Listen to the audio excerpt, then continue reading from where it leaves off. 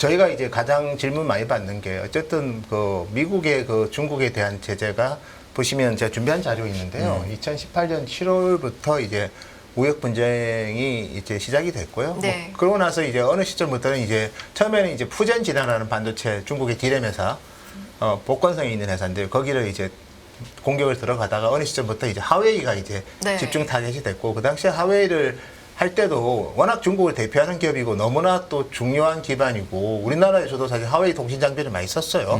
LG U 플러스도 하웨이 장비를 썼고 그리고 스마트폰에 있어서도 이제 2억 4천만 대까지 판매하던 회사였기 때문에 네. 사실 그렇게 공격적으로 할까 했는데 실제로 해서 침몰시켜 버렸어요. 네. 그래서 뭐 그런 와중에 저희도 이제 하웨이에 대해서는 업데이트를 안 했거든요. 근데 제가 출장 가기 전에 이제 갑자기 고객들이 전화가 와서 네. 혹시 뉴스 보셨냐고 무슨 뉴스 하니까 메이트 60, 메이트 60이 네. 5G를 직접 개발해서 탑재해서 공개했는데 거기 들어가는 제품이 7나노다.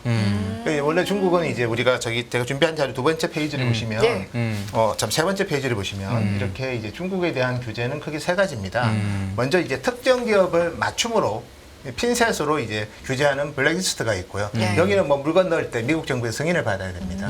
두 번째가 이제 반도체 굴기를 이제 중국에서 계속 주장을 했기 때문에 반도체 뭐 아주 첨단 공정에 대해서는 맞겠다. 그래서 보시면 디램 같은 경우에는 이제 18나노 이하, 그다음에 파운더리 같은 경우에는 14나노 이하 장비는 공급을 못 해야 되는데, 근데 보시면 하웨이 같은 경우에는 7나노로 만들었다는 거죠. 그래서 네. 이게 하웨이가 어쨌든 그런 수출 제재를 피해서 어떻게 했을까에 대한 질문들, 그리고 네. 저게 과연 경쟁력이 있을까? 그리고 이게 나왔을 때 어떤 뉴스가 있었는가 하면 중국에서 이제 공무원들이 아이폰 네. 사용에 대해서 좀 제한한다. 네. 그런 뉴스가 있었고 또 뭐 네. 사실 예신에서 그런 게 있고 나서 또 부인도 있었지만 어쨌든 또 이게 이 제품이 나오고 나서 조금 있으면 이제 아이폰이 이제 공개가 되는 시점에 또 아이폰 사용 금지가 되고 또 이 제품은 또 뭐 엄청나게 기다려야지 살 수 있다. 그래서 사실 미국의 제재가 정말 실효성이 없었냐에 대한 질문들이 좀 많았고요. 근데 저는 이번에 이제 탐방 다녀와서 느낄 수 있었던 거는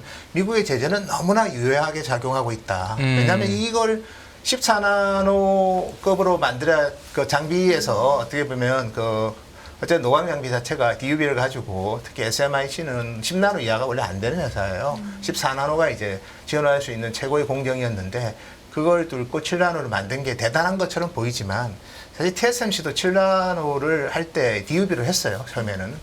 그러고 나서 5나노부터 이제 EUV를 적용했는데, 그래서 이게 뭐냐면 아주 높은 건물을 큰 무거운 짐을 들고 엘리베이터 타고 금방 갈 거를 걸어서 가는 거예요, 이게. 그러니까 제재는 결국 이제 쉽게 가는 거를 효율적으로 가는 걸 막는 게 제재의 목적이거든요. 네. 아니, 기존 장비, 올드 장비 가지고 엄청 고생해서 비효율적으로 만든 거에 대해서는 그거는 제재가 잘 통했다. 이렇게 평가하는 게 맞을 것 같고, 그리고 그렇게 이렇게 수율이나 이런 이슈가 많다 보니까 제가 오늘도 사실 대만에서 손이 와가지고 이거 얘기를 좀 했는데 네. 제가 중국에서 들었던 거는 이제 수율이 한 15%라고 얘기해요. 네.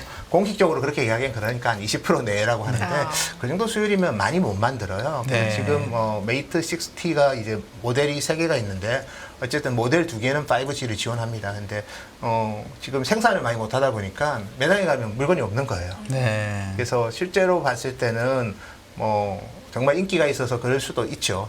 애국 마케팅이나 이런 게 작용이 잘 됐을 수도 있지만 실제로 이제 이런 제일 핵심이 되는 칩이 공급이 좀 수율이 낮아서 공급이 안 되다 보니까 올해 저희가 봤을 때는 700만 대 정도 생산할 수 있을 것 같아요. 네. 그리고 어떻게 보면 또 워킹 됐을 때 또 성능도 좀 봐야 되고 그리고 어쨌든 하웨이에 대한 제재의 또 중심에 또 중요한 또 그런 외국 반도체 공급 차단이 많았는데 어쨌든 그걸 스스로 이렇게 극복했다고는 하지만 상당히 많은 비효율성이 여기 남아 있다. 그래서 저희가 봤을 때 이제 그 부분이랑 그다음에 하이닉스가 이제 여기에 제품에 하이닉스 디램이 네. 보였다. 근데 사실은 커머디티 제품이기 때문에 어떤 루트로 구매해가지고 장착했는지는 아무도 알 수는 없어요. 또 그게 어떻게 보면 그런 것 때문에 하이닉스가 불이익을 받을 가능성도 저희는 거의 없을 거라고 보고 있고요. 그래서 그러면은 이 예. D램 18나노 이하를 규제한다는 게 장비 규제만 있는 거니까 사실은 얼마든지 쓸 수 있는 건가요? 그러면 이런 식으로?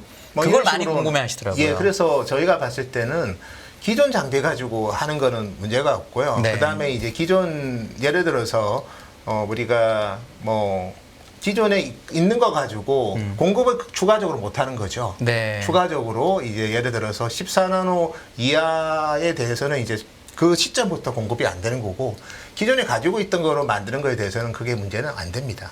그리고 그걸 가지고 사실 블랙리스트 제재에 대해서는 저희도 이게 그 상무부의 조항들을 다 보면 되게 좀 헷갈리는 조항들이 있긴 해요. 근데 그럼에도 불구하고 기존 거 가지고 하는 거 그리고 그걸 가지고 막 혹시나 다른 나라에 그 만든 제품을 뭐 판매하는 거는 또 이게 약간 세컨더리 규제 이런 거로 네, 해서 네. 문제가 될 수 있는데 뭐 인 차이나에서만 한다면 제가 봤을 때는 뭐 무슨 뭐 불이익을 줄 수 있겠습니까? 중국 내에서. 그럼 예를 들어 그럼 하이닉스의 그 디램이 발견된 거는 아마도 옛날에 갔던 게 들어갔던지 예. 아니면 다른 나라 게 들어갔던지 뭐 이렇게 봐야 저는 뭐 될까요? 어차피 하이닉스도 요즘 보면 디램이 이제 어쨌든 계속 LPDDR5 그다음에 5X 그다음에 하이K 메탈 게이트를 적용한 뭐 5XT 뭐 이런 제품들도 있기 때문에 어쨌든 뭐 제일 최신 게 같더라도 보통 이렇게 하죠. 보통 요즘은 모바일 디램은 일단 PC 디램보다는 조금은 그래도 맞춤 성격이 좀 있거든요.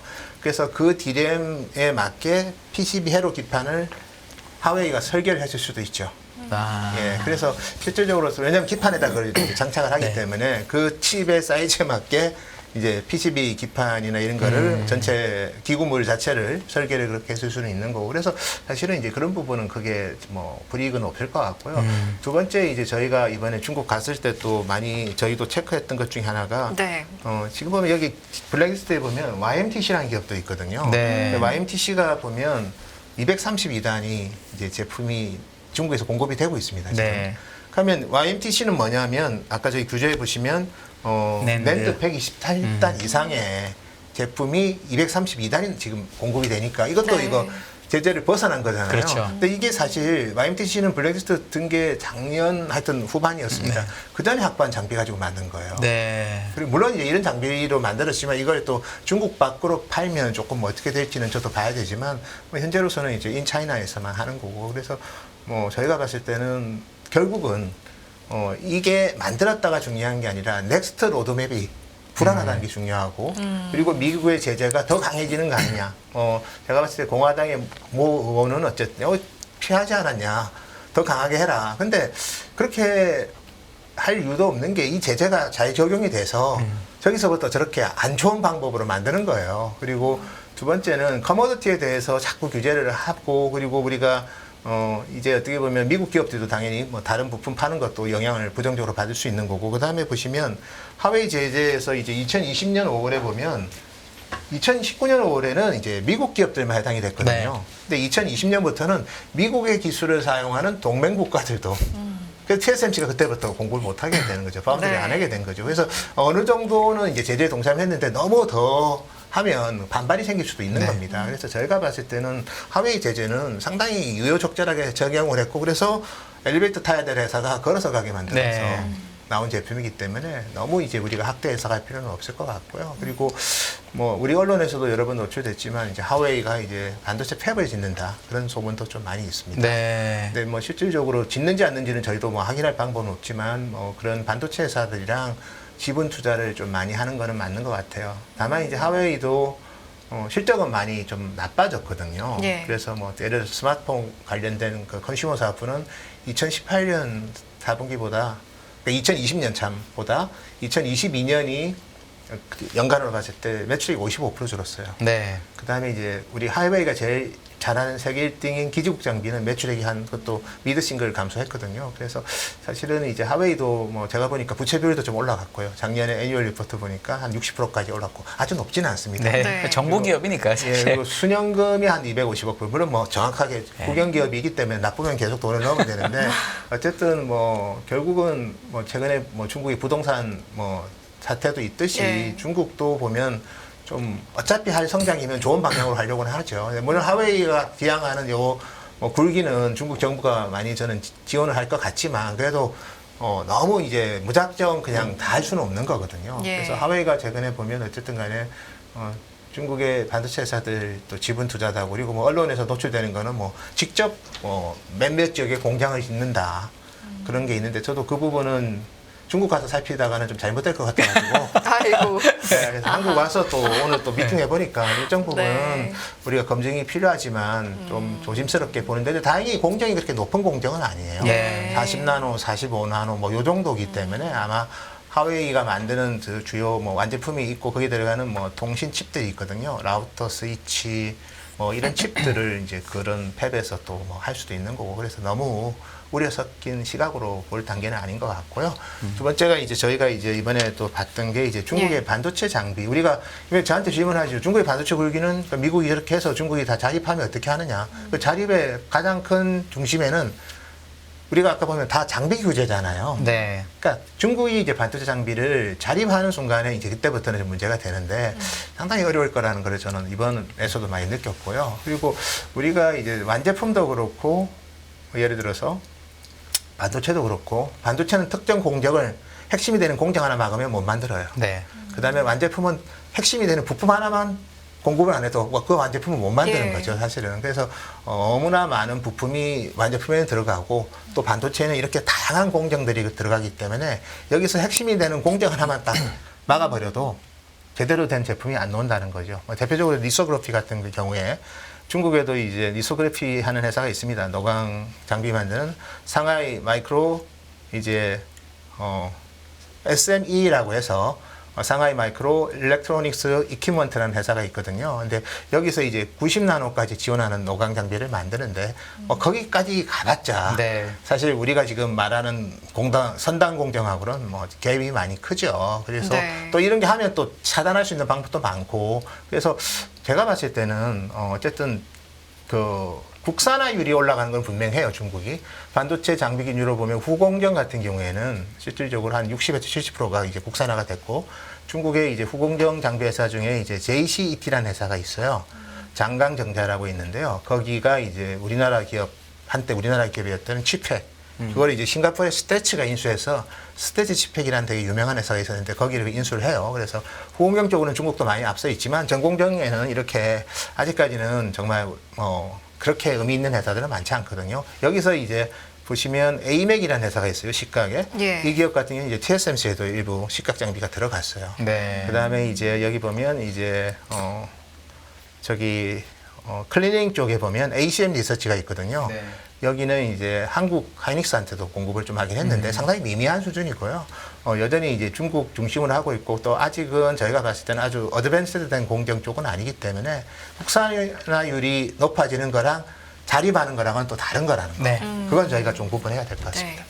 지금 말씀해 주시는 걸 쭉 들어보면 행간에서 이제 제가 느끼기에는 네. 뭐 중국이 나름대로 뭐 화웨이도 그렇고 뭐 일부 네. 출시하는 것도 있고 여러 가지 네. 타진해 보는 건 있는데 그럼에도 불구하고 지금의 규제를 뭐 뚫고 나갈 만한 그런 네. 저력까지는 없는 것 같다 네, 정도로 저도 느껴지는데요. 사실 뭐 예. 회사에서 기회를 주셔가지고 네. 작년에 ASM에도 한번 다녀왔는데 네. 정말 엄청나게 많은 기업들과의 협업을 통해서 만들었고 또 그 회사도 상당히 많은 기업들을 또 M&A를 했어요. 제가 보고 야 저렇게 구현이 될까? EUV를 보고 느낀 게 야 저게 인간이 할 수 있는 기술인가 네. 하고 의심이 갈 정도로 네. 그렇고 그리고 그 기술 구현에 의해서 뭐 독일의 자이스 그다음에 미국의 사이머 이런 기업들 그리고 수없이 많은 뭐 기업 텔레다인이든 이렇게 다 해가지고 한 거라서 저거를 넘기는 힘들고요. 그다음에 제가 이제 올 6월달에 일본의 캐논을 갔다 왔거든요. 그래서 캐논하고 니콘도 노광 장비 지금도 해요. 네. 그리고 걔들과 이 아까 제가 언급드렸던 상하이 SME랑 기술 격차가 15년이에요. 네. 니콘하고 캐논하고 그다음에 ASML하고 기술 격차는 또 얼마일까요? 네. 그러면 ASML과 중국의 SME와의 격차는 정말 우리가 표현하기 힘들 정도로 너무 멀다고 봐야죠. 그래서 제가 봐도 그냥 국산화는 어차피 중국 정부도 국산하는 기업한테 돈을 많이 지원을 합니다. 그리고 펀딩할 때도 장비라고 하면 좀 우선적으로 좀 지원을 하거든요. 그래서 그런 자립도를 높이지만 정말 너무나 우리나라도 사실 미국의 중요한 장비에서 의존도에서 벗어나지 못해 있잖아요. 노광이든 식각이든 정착이든 여전히 글로벌 메이저 5개사에서 자유로운 기업은 없거든요. 그래서 그런 차원에서 그냥 그들의 노력이라고 봐야 될 것 같고요. 그다음에 미국의 제재는 아주 유효하게 작용하고 있다. 저는 좀 그렇게 봤고 앞으로도 유효하게 작용할 것이다. 앞으로도 아마 그럴 것 같고요. 그 상태에서 이제 어떻게 헤쳐나가느냐는 조금씩 이제 노력하겠죠. 근데 그 시간은 상당히 오래 걸릴 것 같아요.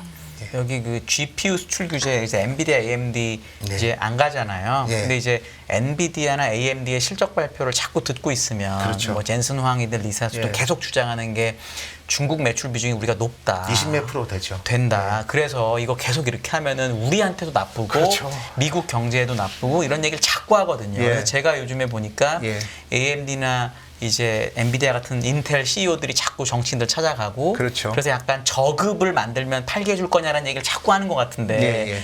혹시 의견이 어떠세요? 저는 되게 정확한 지적입니다. 그게 그래서 사실 되게 저는 오늘 자료도 있지만 하웨이와 관련해서는 양극단의 노력들이 있는 것 같아요. 하웨이 자체가 규제를 조금 적당한 선에서 풀려고 하는 것도 있는 것 같아요. 아마 9월 말에 아마 결론이 나올 것 같은데 그래서 뭐 14나노 이하로 좀 풀어달라. 예를 들어서 그 다음에 5G 모뎀은 좀 달라. 네. 그럼 콜컴하고 이런 애들은 팔 수 있잖아요. 미국 네. 기업이잖아요. 그리고 5G 모뎀을 스마트폰용으로 쓴다고 해서 그게 과연 패권 전쟁에 어떤 네. 영향을 줄까요? 네. 그리고 똑같이 이제 엔비디아 입장에서도 그러니까 정말 하이엔드 GPU는 다운그레이드 해가지고 그러니까요. A500, H800으로 했고 네. 이거 해봤자 걔들 그러니까 우리에서 미국 클라우드 사업자들이 엘리베이터 타고 갈 거를 이거는 걸어서 가는 것보다 좀 빠르게 승강기 이용해서 네. 가는 거라고 승강기가 엘리베이터인가 하여튼 한 사다리 이용해서 네. 가는 거라고 네. 그래서 사실은 뭐 그 정도면 충분하게 이제 핀셋 규제를 할 수 있는 거거든요. 네. 그래서 이렇게 되면 이제 미국 기업들도 피해를 보기 때문에 그래서 하웨이는 지금 자체적인 개발도 하지만 또 협상을 풀기 위한 노력도 하는 것 같아요. 그래서 제가 봐도 미국 기업들도 피해를 보는 거고 그리고 중국에 이제 제가 이게 블랙리스트에 보면 서버 회사들 세계 인스퍼 수공 하웨이가 서버 회사거든요. 네. 그래서 하웨이 같은 경우는 이 서버 제재, 그러니까 블랙리스트 들고 나서 서버 비즈니스를 접어버립니다. 엑스큐션에 팔아버려요. 물론 뭐 중국 기업이 판 거니까 그게 뭐 얼마나 의미가 있냐고 하면 뭐 끝도 없는 거고요. 그래 따지면. 그리고 스마트폰도 이제 중저가는 아너라는 비즈니스를 이제 아예 스핀업 시켜버리죠. 그래서 그러면서 중국이 서버 수요가 많이 빠져요. 사실은. 그래서 인스퍼 같은 경우도 요즘 물량이 많이 빠집니다. 세계 넘버 3 회사고요. 네. 수공 같은 경우에도 되게 유명한 회사인데 물량이 많이 빠져요. 그래서 결국 제재하니까 인텔하고 AMD도 피해를 보는 네. 거예요. 근데 피해를 보는 게 국익이면 오케이인데 이 국익과 자꾸 무관한 컨슈머인 쪽까지 이제 하면 결국 이거는 좀 이제 협상의 눈이 생기는 거죠. 그래서 저도 뭐 어차피 제가 이제 리서치를 총괄하다 보니까 우리가 여기서 눈여겨봐야 될 거는 뭐 중국 주식들 요즘 뭐 계속 안 좋잖아요, 네. 상황가. 근데 결국 이거의 큰 반전은 미중 간이 어느 시점인지를 모르겠어요, 저도. 그렇죠. 제가 아마 현업에 있는 동안에 있을지 아니면 그 이후의 시점을 모르지만 네. 적당선에서 또 타협을 하면 네. 거기서 눌려있던 수요는 다시 살아날 수 있다는 거죠. 그거는 이제 지금 IT 수요가 안 좋은데 만약에 그런 일이 생기면 아마 제일 큰 수혜주는 반도체 주식이 되지 않을까 그렇죠. 그렇게 봅니다. 네. 어느 시점인지는 저도 모르겠어요. 네. 네. 그 시점을 알고 싶네요. 아니면은 저기 뭐 시진핑하고 저기 그쪽에 좀 물어봐야 될 것 같아요. 네.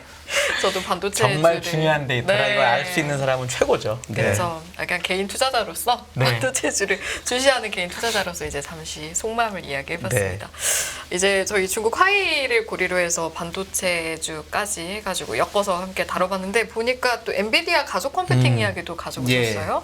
네, 이 내용도 한번 다뤄보겠습니다. 예, 저도 사실 뭐 아마 많은 분들이 올해 반성문을 또 써야 되는 게 엔비디아를 놓쳤어요. 네. 엔비디아가 이렇게까지 좋아질 거라고 예상했던 분은 없었죠. 왜냐하면 엔비디아는 세계 시장 1등 기업이었고 시장 점유율이 또 특히 데이터 센터 쪽은 90%가 넘어갔거든요. 네. 근데 그 회사가 매출이 이렇게 2배씩 더 증가할 거라고 예상하기는 쉽지 않습니다. 그럼요. 네. 그 현업에 있는 누구도 그걸 예상이 힘들고 엔비디아가 그렇다고 해도 아무도 안 믿었죠. 네. 근데 본인이 이제 그 얘기를 알려주면서부터 이제 하이닉스든 기업들 주가가 많이 올랐죠. 5월 말에 우리 실적 좋을 것 같다고. 네. 2배 좋아진다고 갑자기 예. 그 큰 회사가. 예, 그러고 나서 이제 보시면 이제 주가도 이제 이렇게 매출이 올라가면서 관련 기업들 주가도 같이 올랐고요. 근데 제가 오늘 여기서 드리고 싶은 거는 이 정도 데이터면 상당히 좀 우리가 고민해야 되는 게 그 2020년에 이게 제 서버에 들어가는 반도체만 제가 넣은 겁니다. 네. 그래서 인텔하고 AMD가 이때 매출액이 70억 불이었어요.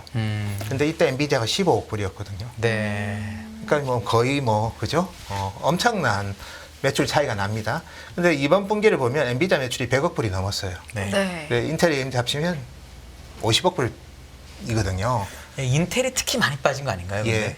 그래서 많이 빠졌죠. 네. 근데 이거는 결국 인텔도 서버 시장 점유율이 80% 넘어가는 회사인데 이렇게 회사가 매출이 많이 빠진 거는 시대가 바뀐 거죠. 그렇죠. CPU로 컴퓨팅하는 거는 뭐 그냥 기본인 거고 그거를 가속하는 시대로 온 거죠. 그러니까 엔비디아가 계속 주장하는 가속 컴퓨팅이 뭐 다른 설명 필요 없습니다. 요 차트 하나 보면 끝납니다. 네. 2020년 1분기에 엔비디아의 매출액 15억 불이 10배 가까이 100억 불이 넘었으니까 10배 가까이 증가하는 동안 인텔, AMD 합쳐가지고 매출이 줄었다는 거죠. 네. 그럼 그때랑 지금이랑 과연 클라우드 사업자들이 물론 올해 서버 수요는 역신장을 합니다. 서버 수요는 컴퓨팅 서버는 올해 한 마이너스 8% 역신장을 하지만 그래도 시대가 이 정도 변화는 아니잖아요. 네. 그 말은 이제 서버에 들어간 GPU 숫자가 상당히 많아졌고 그렇게 하는 게 부가가치가 더 생긴다는 거죠. 경제적 부가가치가 가속 컴퓨팅을 해야지 더 많은 밸류가 업이 되는 거고 CPU는 가능한 뭐 아주 헤비하게 안 쓰려고 합니다. 그래서 코어 프로세서라고 하는 이 GPU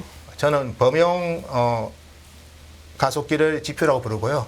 맞춤 가속기를 저는 NPU라고 부르거든요. 네. 근데 어쨌든 간에 이 두 프로덕이 지금은 서버 중심으로 성장을 하지만 네. 이게 앞으로는 저는 다양한 디바이스로 지금 인프라 쪽에서 가지만 결국 개인의 디바이스 쪽으로도 이런 형상들이 많이 펼쳐질 것 같아요. 네. 뭐 자율주행만 하더라도 자동차가 AI 반도체가 결국 이제 어떻게 보면 GPU하고 그 NPU를 AI 반도체라고 부르거든요. 네. 자동차에도 보면 이제 AI 반도체가 많이 들어가 있죠. 테슬라든 뭐 엔비디아든 그래서 거기서 네. 들어가는 NPU가 이제 계속해서 가속시킬 거예요. 뭘 가속시킬 거냐? CPU를 가속시킬 수도 있고 아니면 센서를 가속시킬 수도 있는 네. 거고요. 두 번째 이제 스마트폰도 이제 카메라도 보면 AI 반도체가 많이 들어가거든요. 네. 그래서 뭐 소니도 그렇고 삼성도 그렇고 보면 요즘은 카메라가 뭘 다 하잖아요. 네. 그게 이제 가속을 시켜주는 거죠. 이미지 센서를 가속시켜주고 로직 프로세서를 가속시켜주고 향후에는 이제 메모리 반도체 같은 경우도 가속을 시켜줍니다. 그래서 뭐 삼성에서 이제 하고 하이닉스가 프로세스 인 메모리라는 그런 PIM이 들어가서 메모리에서도 계산 좀 해서 네. 넘어겨주라는 거죠. 그래서 그런 AI 가속기들이 앞으로는 상당히 많이 생길 것 같아요. 그래서 뭐 아직은 경기 이슈 때문에 당장은 우리 눈에는 뭐 요것만 보이지만 예. 아마 이번에 경기 다운턴이 넘어가면 2025년부터는 상당히 많은 AI 반도체가 꼭 서버뿐만 아니라 다양한 디바이스로 확대되지 않을까 그렇게 좀 많이 힌트를 느꼈고요. 그래서 네. 지금은 이제 HBM이 지금 보시면 GPU하고 그다음에 FPGA 그리고 이제 인텔의 일부 그 사파이어 레피즈 중에서 제일 네. 고급 모델에만 들어갑니다. 그런데 앞으로는 HBM이 어느 영역까지 확장될지를 좀 눈여겨볼 필요가 있어요. 그래서 결국은 이제 메모리를 스태킹하는 그런 수요가 결국 이 AI 반도체에서 한국은 사실은 두 가지 아이디어를 얻어야 될 것 같아요. 우리가 이걸 만들 수는 없잖아요. 네. 그러면 이제 이게 탑재된 제품을 봐야 되고 그래서 제가 이제 TSMC의 캐파 중에서 코어스 캐파를 좀 정리해 왔는데요. 예. 이 소스는 이제 대만의 그 디램 익스체인지입니다. 보시면 코버스가 캐파가 올해 2분기가 분기 기준으로 27,000장이거든요. 그 내년 4분기가 74,000장인데 제가 이제 좀 미팅해 보니까 최근에 8만 장 얘기가 있어요. 네. 그래서 뭐 거의 4배 이상 증설을 하고 있고 그리고 네. 이 엔비디아의 하프 아키텍처가 이렇게 움직이지만 내년 하반기에는 이제 블랙웰이라는 새로운 아키텍처가 또 들어갑니다. 여기는 이제 HBM3E가 아마 들어갈 가능성이 네. 크고요. 그래서 코버스 캐파를 이렇게 증설했다는 거는 HBM 캐파도 상당히 많이 증설해야 된다는 네. 거고요. 두 번째는 이제 여기서 우리가 눈여겨보는 거는 뭐 지금 코버스의 한 50% 이상을 엔비디아가 씁니다. 네. 근데 이제 나머지 애들도 이제 코어서를 많이 쓰려고 해요. 대표적으로 네. 이제 자이링스, 브로드컴, AMD 애들도 지금 많이 지금 애들을 합니다. 그래서 많은 기업들이 이제 이 영역에 들어오고 그다음에 이제 우리 기존의 이제 클라우드 사업자들도 자체적으로 이제 엑셀러레이터를 많이 만드는데 거기에도 이제 저는 HBM이 안 들어갈 줄 알았는데 많이 들어갈 것 같아요. 네. 그래서 약간은 처음에 HBM이 니치마켓 정도로 봤다가 지금 시장의 성격이 좀 변하고 있다. 즉 많이 쌓아가지고 대용량의 데이터를 고대의 높은 대역폭에서 많은 데이터를 빨리 보내는 거거든요, 결국은. 그래서 그런 디바이스들이 앞으로 좀 많아질 수 있는 포텐셜이 뭐 제가 이런 얘기하면 야 너무 앞서가는 거 아니냐는데 저희가 봤을 때는 하여튼 2, 3년 안에 많은 좀 변화들이 좀 보일 것 같아요. 그래서 저희도 그런 부분들 예의주시하고 있고요. 요 그리고 코어스가 이제 후처리인데 TSMC 고유형 예. 후처리잖아요. 예, 예. 아주 간략하게 좀 설명해 주시면 안 될까요? 뭐- 왜냐하면 처음 들어보신 분들 많을 것 같아서. 그렇죠. 예. 네. 그래서 이게 이제 결국 이제 코거스라는 게 이제 보시면 TSMC가 이제 패키징을 합니다. 패키징이라는 게 결국 이제 반도체에 옷을 입히는 거예요. 마더보드에 실장을 할 수 있도록. 그래서 이게 이제 용어는 이렇습니다. 칩 온 웨이퍼 온 서브스트레이트거든요. 서브스트레이트에 어쨌든 간에 칩을 올리는 건데 이 명칭은 그런데요. 근데 사실을 보면 이 SoC 이게 이제 결국 이제 GPU가 되고 어떨 때는 CPU가 될 수도 있을 겁니다. 그리고 여기에 옆에 이제 메모리 반도체를 같이 쌓은 메모리를 붙여놓은 거예요. 그리고 요 중간에 이게 서로 이제 핀 수가 다를 거기 때문에 실리콘으로 이제 기존에 뭐 일반적인 BJ를 쓰면 안 되니까 실리콘 인터포저를 하나 더 넣었어요. 그리고 마지막에 이제 반도체 플리츠 BJ 같은 거 넣었습니다. 되게 어렵죠. 근데 어쨌든 간에 요 구조로입니다. 그래서 이종의 반도체가 서브스트레이트에 올리는데 바로는 못 올리고 핀 수 차이가 있기 때문에 실리콘 인터포저를 넣어서 물론 실리콘만 꼭 할 필요는 없어요. 네. RDL 인터포저도 있고 리미티드 실리콘 인터포저도 있는데 어쨌든 그렇게 구현한 겁니다. 좀 설명이 됐나요? 이 인터포저가 워낙 얇고 이게 넓어가지고 이걸 다루는 게 힘든 게 기술이라고 저는 알고 있는데 맞나요? 근데 요즘은 뭐 팹 회사들은 다 하더라고요. 다 하나요? 예, 뭐 TSMC는 자기들만 할 수 있다고 주장하는 것으로 전혀 봤는데. 아닌 것 같고요. 네. 최근에 이제 뭐 중국 기업들도 이 인터포저를 만들더라고요. 네. 예, 그래서 뭐 하웨이랑 관련된 회사도 하나 만드는 것 같고 그래서 뭐 공정이 올드 공정이에요. 성숙 네. 공정입니다. 어드밴스 공정은 아닙니다. 그래서 이 부분도 뭐 이제 바틀렉은 많이 해소가 됐고 그래서 지금은 뭐 딱 보더라도 우리 기업이 할 수 있는 거는 이제 요 로직 다이를 포함한 HBM이고 농텀하게는 이제 요 SoC를 우리가 바운더리 받을 수 있겠죠. 저는 우리 기업이 이걸 잘한다고 볼 수는 없을 것 같아요. GPU랑 이쪽은 네. 워낙 엔비디아가 워낙 잘하고 있기 때문에 그래서 이런 거 받고 그 다음에 이제 서브스트레이트 같은 경우에는 원래 이제 이비덴이 이제 이 시장을 장악하고 있어요. 일본의 이비덴, 싱코 여기가 장악하고 있고 뭐 인터포저 회사는 뭐 팹 회사들이 다 할 거고 그래서 요 방향성에 있어서 뭐 어쨌든 캐파를 저렇게 세네 배씩 TSMC가 증설을 하고 있고 그다음에 코어스 관련해서는 또 최근에 ASE랑 그다음에 암코 같은 경우에도 투자를 좀 많이 합니다. 그래서 대표적인 후공정 기업입니다. 예, 그렇죠. 오사트 기업이고 TSMC를 서포트하는데 예. 또 암코 같은 경우는 삼성하고 제휴도 많이 합니다. 그래서 삼성전자 홈페이지 가보면 이제 턴키라는 얘기가 많이 나오거든요. 패키지 턴키 서비스라고 해서 그래서 삼성 같은 경우에도 이런 우리 삼성 전기가 이제 블리치 BJ도 많이 하고 있고 예. 그다음에 실리콘 인터포저 삼성이 또 하고 있고 다양한 종류의 범프를 또 삼성이 지원합니다. 그리고 이제 이렇게 HBM은 직접 만들고 네. 로직 다이 같은 경우에는 어느 시점에는 이제 아마 7나노까지 갈 것 같고 HBM4부터는 이제 14나노로 12나노 이렇게 갈 수도 있을 것 같아요. 그러면 뭐 하이닉스 같은 경우에는 이제 자체적으로 만들기는 좀 힘들겠죠. 디램으로 네. 공정을 해야 되는 거는 그런 경우에 예. 이제 외부 파운드리 회사한테 좀 의존을 해야 될 수도 있고 그래서 뭐 향후 한 2년간은 HBM 뭐 3 그다음에 4 이렇게 되겠지. HBM3 위주로 되겠지만 2026년부터는 또 HBM4 시대에는 또 기술 변화가 많이 생길 수도 있어요. 네. 그래서 제가 봤을 때는 이제 당분간은 이쪽 위주로 지금 왜냐하면 요즘에 반도체 투자는 그런 것 같아요.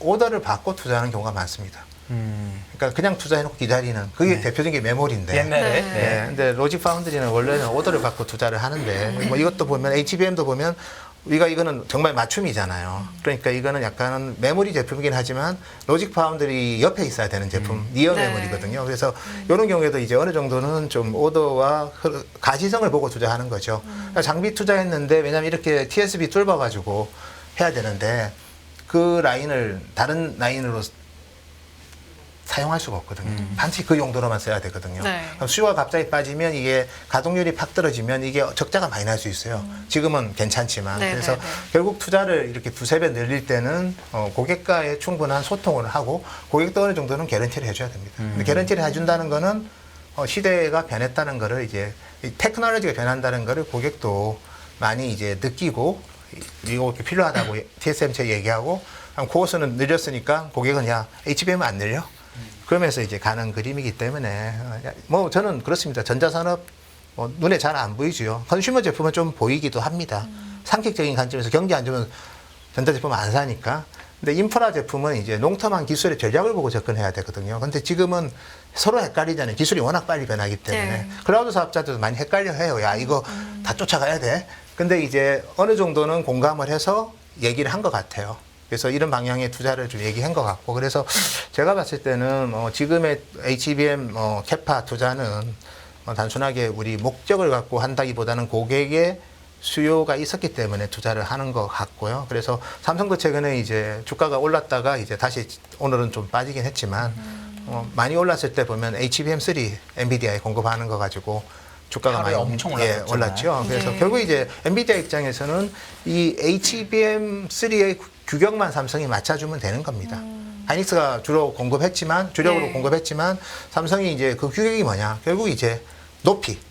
너무 이거는 이 HBM이 높아버리면 이게 회로 설계를 바꿔야 그렇죠. 되니까 높이가 되게 중요합니다. HBM은. 네. 두 번째가 이제 대역폭, 그 다음에 처리 속도, 전락수 이런 것만 맞추면 되는 거예요. 그러니까 엔비디아 입장에서는 MRM 프로 만들든 TCNCF로 만들든 그렇게 안 중요하거든요. 네. 그래서 삼성도 뭐 HBM3를 못한다고 이제 시장에서 많이 좀 의심을 했는데 뭐 어쨌든 잘 통과를 해서 앞으로는 상당한 물량이 나가지 않을까. 또 그게 맞게 우리 삼성, 하이닉스 모두 삼성이야 뭐 돈이 있으니까 투자하는 거지만 예. 하이닉스는 올해 설비 투자를 줄임에도 불구하고 HBM 투자는 많이 합니다. 2배 이상 증설을 하고 있고요. 그래서 이런 부분은 중국 기업들이 못하죠. 네. 제가 이번에 중국의 CXMT라는 디램 회사 관련해서도 좀 체크를 했고 거기도 증설을 좀 하고 있어요. 근데 거기는 이제 아직도 DDR4만 만들어요. 네. 근데 DDR4 만드는데 무슨 TSV가 있으면 네. 어떻게 이제 3DS라고 해서 뭐 HDM도 있거든요. High Density 모듈이라고 해서 3D Stacked Memory라고 해서 DRAM 모듈은 이제 128단 이상 뚫어야 됩니다. TSV로. 네. 그런 공정들은 사실은 뭐 우리 기업들만이 좀 어떻게 보면 탑3 기업들만이 할 수 있는 영역이기 때문에 기술 리더십을 계속해서 확대하고 있다. 이렇게 네. 말씀드리고 싶고요. 어쨌든 이렇게 하다 보니까 이제 제가 이번에 이제 중국의 반도체 박람회도 하나 갔다 왔거든요. 네. 상하이에서. 근데 거기에 이제 그런 편말들이 많아요. 더 이상 무어는 없다. 네. 무어의 법칙이 사라지고 있다. 아. 그러니까 패키징의 시대가 오고 있다는 거죠. 근데 무어의 법칙의 제일 직접적인 회사가 ASML이에요. 네. EUV라는 건 계속해서 이제 공정을 텍 마이그레이션 해야 되는데, 근데 이제 무어의 시대가 사라지고 패키징의 시대가 온다. 즉 무어의 법칙을 적용하기에는 비효율성이 많은 거죠. 캐펙스 네. 부담은 크고, 네. 그 다음에 이제 ROE는 안 나오고, 네. 그래서 뭐 TSMC가 좀 뭐 최근에 그런 소문도 있는데 어쨌든 아주 틀리진 않을 거예요. 무어의 법칙의 효율성이 떨어지는 건 분명히 같이 갈 거예요. 두 트랙으로. 그렇지만 제가 봤을 때는 훨씬 더 많은 메인스트림은 쌓는 겁니다.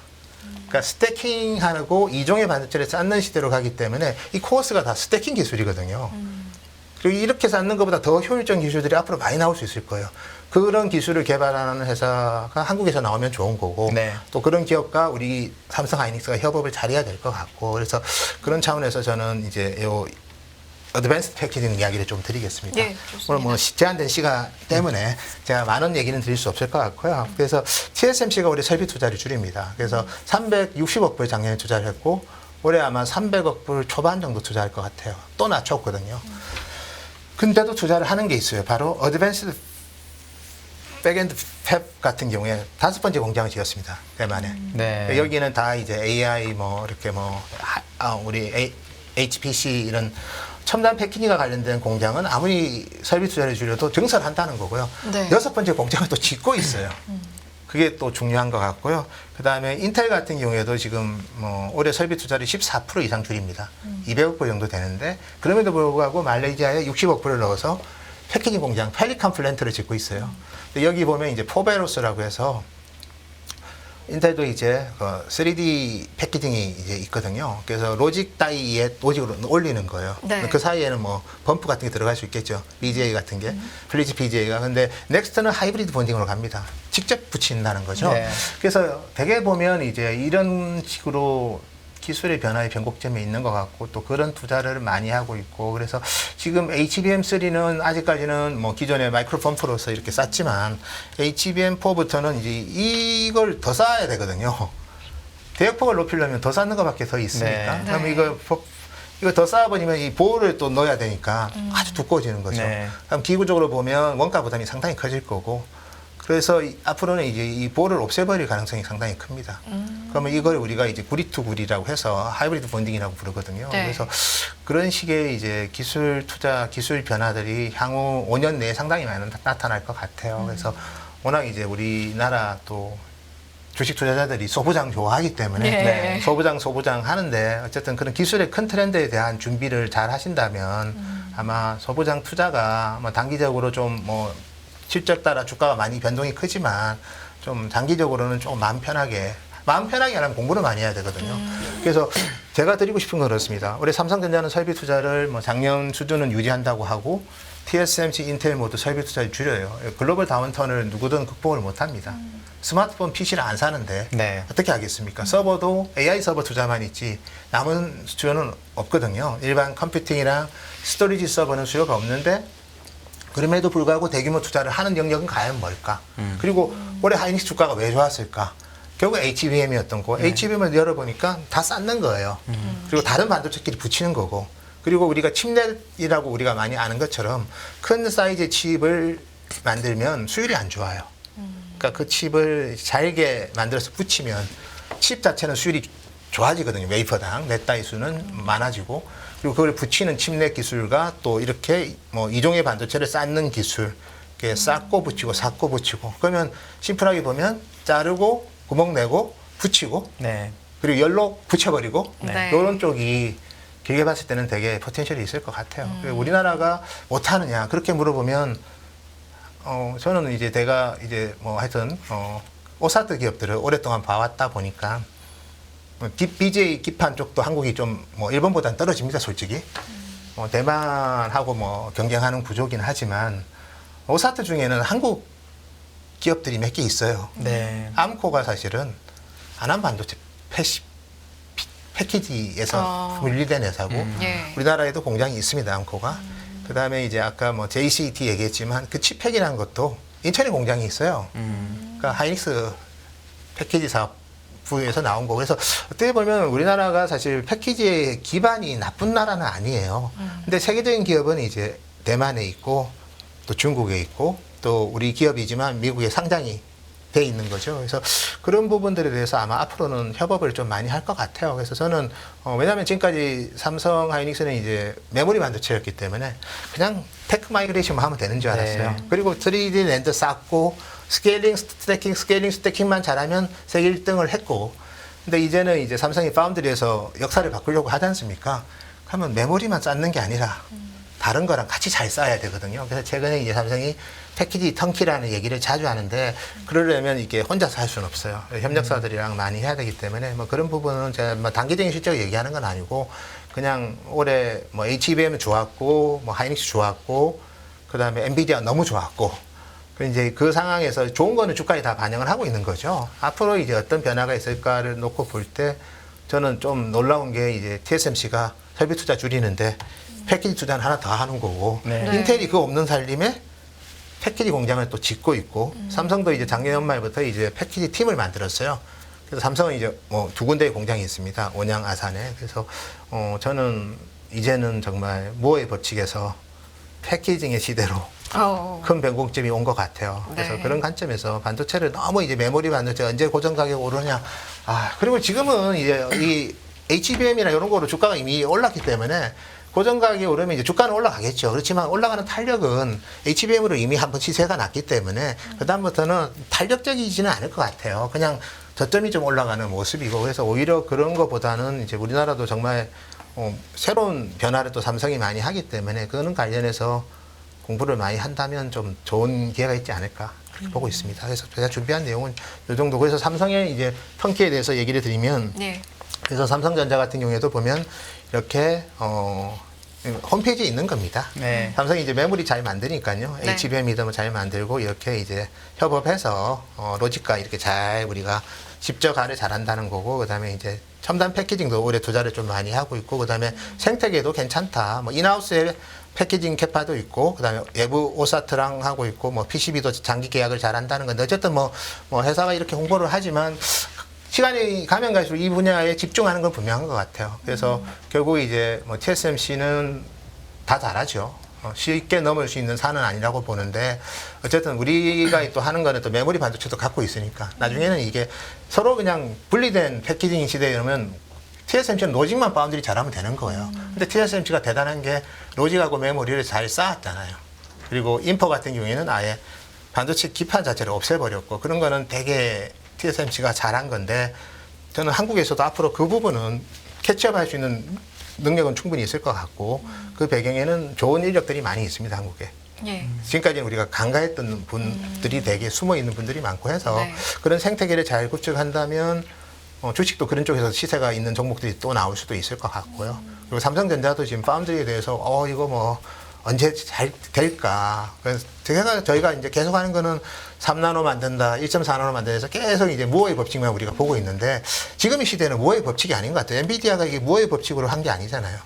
이게 4나노 칩이긴 하지만 하프 아키텍처가 오히려 무어의 법칙보다는 패키징, 어드밴스드 패키징의 기술 변화인데 우리가 이제 큰 물줄기의 변화를 놓치고 있는 거 아닌가 싶어가지고 오늘 제가 특별하게 예. 이 내용 말씀드렸습니다. 후공정이 워낙 관심이 많아. 그리고 디램은 뭐 매출액 좋아지는 건 이제 어차피 왜냐면 8월에 낸드 고정 좀 가격 오르고 한 것 예. 때문에 그건 좋아하는 건 있는데 예. 요즘 예. 그랬기 때문에 옛날엔 사실은 소부장 장비하면은 다 전공정이었잖아요. 그렇죠. 그러니까 대면 전공정 사고 이랬는데 지금은 이제 전공정 주가가 너무 안 좋고 이런데 예. 만약에 얘기하신 것처럼 HBM 때문에 주가 많이 올랐는데 예. 다음에 이제 우리가 알던 사이클로 한 번 더 좋아지면은 예. 그때는 이제 그럼 전공정 장비에서 혹시 봐도 되지 않을까요? 전국정 장비는 이제 마켓 따라가는 거죠. 감산을 원위치시키고 예. 설비 투자를 줄였다가 원위치키면 이제 장비, 그다음에 감산을 원위치키면 소재가 되겠죠. 네. 그런 사이클은 시장이 예측할 수 있는 사이클이죠. 예측할 수 있는 사이클은 초과 수익보다는 네. 그냥 안정 수익이 나는 거고. 아직 그 사이클이 9월 달에 약간 좋아졌다라고 믿고 있는데 사람들이 예.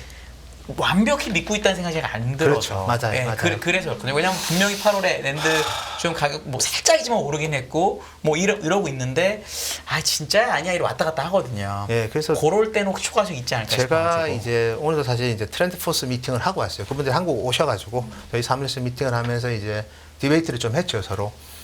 뭐 일단 뭐 일부 PC 회사들이 고정 가격 올려줍니다. 네. 4분기에는 물론 지금 DDR5는 올랐지만 모바일하고 PC에서인데 4분기에는 좀 더 올려주는 것 같아요. 왜냐면 계약 합의를 한 것 같아요. 그래서 4분기부터 고정 가격이 오르는데 오르는 폭이 안 커요. 한 5%? 3%? 그래요. 그 말은 뭐냐면 너희들 너무 불쌍하잖아. 너희들 힘들지? 그래. 우리 바닥이야. 바닥 확인해주는 계약을 할 것 같아요. 네. 근데 이게 이제 탄력적으로 갈 수 있느냐가 중요하거든요. 네. 그래서 내년 1분기 수요가 좀 중요할 것 같고요. 두 번째는 이제 뭐 우리도 아직 재고가 DDR4는 많이 있습니다. 사실 뭐 몇 주라고 제가 얘기하긴 그렇고 오늘 대만 그분은 그러더라고요. 나냐텍은 1년 재고 있대요, 아직도. 네. DDR4 재고가. 뭐 다 믿을 수는 없지만 네. 아직까지는 이제 DDR4 재고가 많아서 그게 완전히 다 소진할 때까지는 탄력적인 상승이 있을까에 대한 좀 의심은 있는데 근데 그래봤자 뭐 시간이 지나면 재고는 소진되는 거예요. 네. 저는 디베이트 하면서 느낀 게 그겁니다. 그래 뭐 내년 1분기에 살짝 뭐 안 오를 수도 있겠구나 그런 느낌도 좀 받았고 4분기에 올려주면 내년 1분기 좀 별로 못 오를 수도 있겠구나. 네. 그러면 이제 조금 시간은 더 걸릴 수는 있겠지만 그래봤자 그렇게 많이 남은 것 같지는 않아요. 어차피 감산하고 있으니까 그 안 만드는 재고도 시간이 지나면 소진된다는 거죠. 예. 여기 그냥 11번 그림 마지막 그림인데 예. 디램 시장 매출액 주셨는데 여기 보니까 16년부터 18년 사이클은 매출액이 2배가 넘게 늘었고 네. 19년, 21년은 한 50%만 늘었는데 네. 요 추정치로만 놓고 보면 23년, 25년 사이클의 강도가 네. 저번 사이클보다는 강하다는 거거든요. 예, 예. 그러면은 사실 16, 17년이 정말 삼성전자가 이끌었던 정말 대형 주장의 완전 예, 대표인데 예, 예. 그 정도의 모멘텀이 나오는 그렇게만 되더라도 사실은 예. 초과 수익 정도가 되는 거니까. 그래서 저희가 이제 이 사이클에 내년에 620억 불인데 이거의 상당 부분이 하반기라는 거죠. 그러니까 아직 확실하지 않다 이게 문제죠. 네, 내년 네. 상반기는 그렇게 달력적이지 않아요. 제가 네. 추정하는 팟캐스트도 네. 하반기에 많이 잡았는데 다행히 트렌드 포스도 저랑 비슷하게 잡았더라고요. 내년 네. 하반기 디램가에 두 자릿수씩 3분기, 4분기 오르는 거로. 네. 그 말은 가까운 수요에 대해서는 아무도 확신할 수 없다는 거죠. 근데 그 말은 이제 급하게 사지는 말고 인내심의 싸움인데 다만 불안하게 하지 마라. 불안하게 생각할 필요가 없는 게 이때 삼성전자 갖고 있는 사람들은 편하게 잤어도 돼요. 네. 그리고 2020년에는 뭐 팬데믹 때문에 불안했겠죠. 네. 세상이 없어질 수도 있었으니까. 네. 근데 2020년에 삼성전자 갖고 있던 사람은 다 위너였어요. 네. 근데 문제는 이제 18년, 21년에 갖고 있던 사람들은 좀 많이 힘들었죠. 네. 똑같이 맞습니다.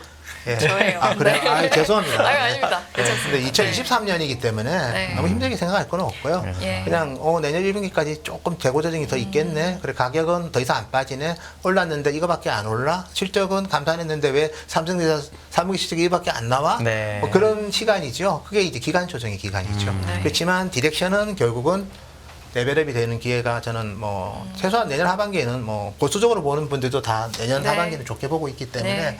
내년 하반기는 일단 요 속도 요 정도만 반영해도 지금보다는 높이는 저도 모르겠어요 얼마까지 갈지는. 네. 그렇지만 좋은 가격에서 다시 하신다면 훨씬 더 트레이딩을 잘하는 사람한테도 기회가 올 거고 네. 바잉 홀드하는 사람한테도 좀 기회가 올 것 같아요. 목표 심리는 저도 잘 모르겠어요. 알겠습니다. 베스트는 사실 이 네. 기간 동안에 그렇게 오르고 예. 그리고 아까 얘기하신 쪽으로 새로운 거에서 오르고 하면 사실은 리레이티까지 되는 거니까 그 되게 부분은, 아름다울 텐데요. 정말 그러면 이제 삼성이 이제 파운드리를 지금까지는 이제 공정 무어의 법칙만 이제 열심히 추종했다면 이제는 뭐 또 팀도 많이 만들었고 또 최근에 삼성 이분들도 이제 어드밴스 패키지 많이 강조하잖아요. 네. 근데 저는 이제 결국 그게 이제 메모리와 로직이 이제 합쳐져서 소비자는 뭐 메모리 로직 잘 모릅니다. 내가 쓰는 제품이 전력 소모 좋고 성능 너무 좋고 너무 빠르면 되는 거예요. 그걸 지금까지는 무어의 법칙으로만 구현했다면 이제는 패키징으로 하는 시대에 왔기 때문에 네. 그에 맞는 전략을 잘 짜서 잘 대응한다면 아마 TSMC를 무어의 법칙으로 극복하는 거는 저는 한계가 있다고 봐요. 네. 근데 종합적인 기술로서 극복하기에는 우리가 메모리를 잘하고 있기 때문에 네. 생산이 조금 더 있을 수 있지 않을까 그렇게 보고 있습니다. 그러면 당장 내년을 넘어서 아까 이제 또 마음 편히 투자할 수 있다라는 희망찬 말씀을 해주셨어요. 근데 그 전제가 예. 이제 몇 년 동안 뭐 쌓고 빼고 예. 뭐 다시 또 쌓고 예. 이런 반복되는 상황 속에서 기술 변화가 있을 수밖에 예, 예. 없다. 그래서 예. 이제 그런 부분에 대한 공부 그리고 또 협업이 이루어질 수밖에 없다라는 예, 예. 부분을 짚어주셨잖아요. 예, 예. 이게 사실은 공부가 하고 싶습니다. 하고 예. 싶은데 예. 약간 어디서부터 공부를 시작해야 할까? 오늘 많은 공부를 시켜주시긴 하셨지만 좀 예. 어려운 부분도 있어서 앞으로 이제 지금 방송을 듣고 예. 좀 캐치업을 하고 따라가려면 이런 부분을 들여다봤으면 좋겠다라는 좋은 말씀 해주실 수 있을까요? 일단 삼성전자의 뭐 어쨌든 턴키 패키지 턴키를 아마 검색해 보면 네. 바로 이제 그 삼성전자 홈페이지 사이트로 네. 들어갈 예, 거예요. 예. 거기서 삼성이 누구랑 협업을 하고 뭐를 하고 있는지를 좀 잘 보시면 좋을 것 같고요. 네. 뭐 그 관련된 기업들도 뭐 협력을 누구나 한다는 회사들은 한번 검색해서 그 회사 한번 들어가 나올 보시고 거고, 예. 뭐 AS랑 뭐 암코랑 그런 내용들이 다 네. 있으니까 그렇게 한번 보고 예. 하이닉스도 아마 그 방향은 좀 다르진 않아요. 다만 하이닉스는 이제 로직 바운드리가 없잖아요. 네. 메모리의 경쟁을 높이기 위한 패키지가 주력인 맞습니다. 거고 삼성은 이제 로직과 메모리를 종합적으로 하는 거기 때문에 그래서 아까 삼성전자를 그죠 고생하셨다고 아, 예. 하니까 삼성전자는 사실은 왜냐하면 메모리에서 번 돈의 상당 부분을 로직 파운드리 쪽에 투자를 했기 때문에 여기서 네. 성과가 안 나오면 오히려 순수 메모리보다 삼성전자 주가가 좋으면 안 되는 거예요. 네. 네. 메모리에서 번 돈을 파운드리에 썼는데 거기서 결과가 안 나온다? 그냥 메모리 많은 것보다 더 나쁜 거죠. 그 파운드리 할 돈 가지고 차라리 메모리 회사를 사가지고 네. 독점하는 게 나았지요, 사실은. 네. 근데 그걸 안 하고 로직 파운드리 했기 때문에 삼성이 이제 결국 거기서 성과를 내야 되기 때문에 네. 저는 뭐 그런 생태계를 갖추기 위해서 아마 진검승부를 할 것 같아요. 그래서 그런 공부를 많이 하시면 예. 저는 뭐 좋은 기회가 좀 더 있지 않을까를 보고 있습니다. 알겠습니다. 네. 끝없는 위기 속 기회는 언제나 숨어 있습니다. 성공한 투자 고수들과 나눈 투자의 철학. 다가올 기회를 잡아내는 부의 만찬으로 여러분을 초대합니다. 푸짐하게 한 상 차려놓았습니다. 안녕하세요. 이승입니다. 더 많은 영상을 보고 싶으신 분들은 화면 오른쪽에 있는 구독 버튼을 눌러주시기 바랍니다. 그리고 영상을 보시면서 좋아요는 필수인 거 아시죠? 항상 인포맥스 라이브를 사랑해주셔서 감사합니다.